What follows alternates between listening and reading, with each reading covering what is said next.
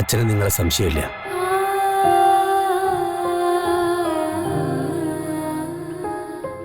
പിന്നെ എങ്ങനെയാ ദേവ പ്രിയങ്ക മോള് മരിച്ചത്? നിന്റെ മോളല്ലേ അവള്?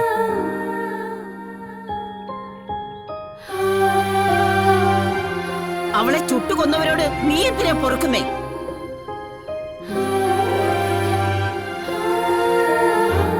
അമ്മയൊന്നും മിണ്ടാതിരിക്കേ. എന്റെ രാധിക മോളത് ചെയ്യില്ല.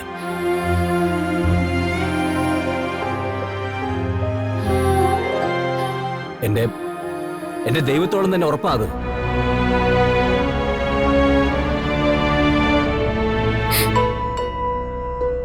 അച്ഛൻ ഫിദ മരത്തിന്റെ അടുത്തുനിന്ന് എന്നെ മോചിപ്പിക്കണമെന്ന് പറഞ്ഞിട്ട് പോലും അത്ര ഞാൻ വിശ്വസിച്ചില്ല.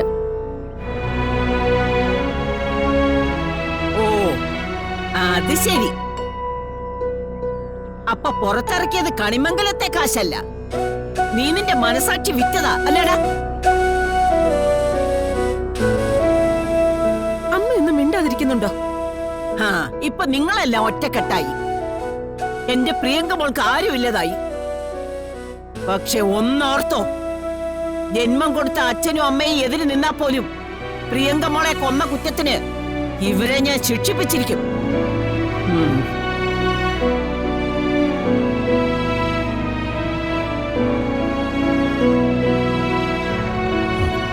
അച്ഛാ, ഇത്തരം ഒരു സാഹചര്യത്തിലല്ല തുറന്നു പറയേണ്ടതെന്ന് എനിക്കറിയാം.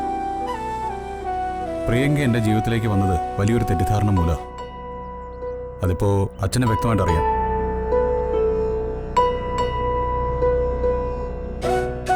ഞാൻ ഇയാൾക്ക് കൊടുത്ത സ്നേഹവും ഞാൻ ഇയാളുടെ കഴുത്തിൽ കെട്ടിയ താലിയും ഒരിക്കലും എനിക്ക് മറക്കാൻ പറ്റില്ല.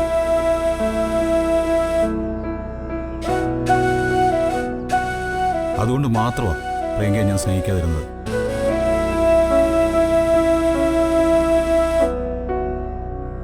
എൻ്റെ ജീവിതത്തിൽ നിന്ന് ഒഴിഞ്ഞു പോകാൻ ഞാൻ പല വട്ടം പറഞ്ഞിട്ടുണ്ട്.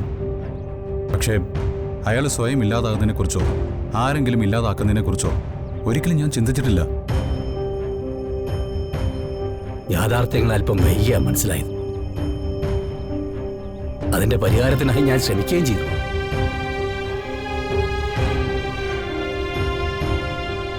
ഇതൊക്കെ ഒന്ന് കഴിഞ്ഞിട്ട് കണിമംഗലത്ത് ഞാൻ അച്ഛനെ കാണാൻ വരുന്നുണ്ട്.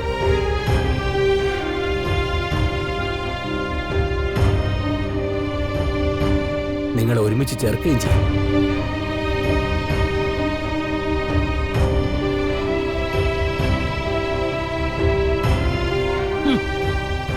അങ്ങനെ ഒരു വിവാഹം നീ നടത്തില്ല ദേവ. അതിനു മുമ്പ് ഇവളെ ഞാൻ കൊന്നിരിക്കും.